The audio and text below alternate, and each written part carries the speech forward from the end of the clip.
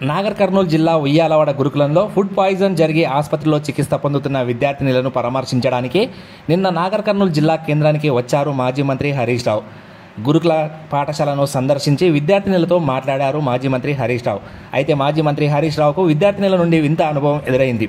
విద్యార్థులను మాజీ మంత్రి హరీష్ రావు మీకేమన్నా ఇబ్బందులు ఉన్నాయమ్మా అని అడగగా, లేదు సార్ మాకు ఎలాంటి ఇబ్బందులు లేవు సార్ అని విద్యార్థులు సమాధానం ఇచ్చారు. మళ్ళీ హరీష్ రావు ఫుడ్ బాగుందా అని అడగగా, బాగానే ఉంది సార్ అని సమాధానం ఇచ్చారు విద్యార్థినులు.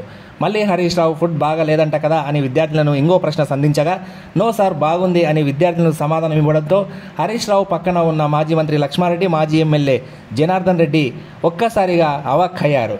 అయినప్పటికీ మళ్ళీ విద్యార్థినులను పదే పదే ఎన్నిసార్లు అడిగినా ఒకటే సమాధానం రావడంతో వెనుదిరగడం వారి వంత అయింది.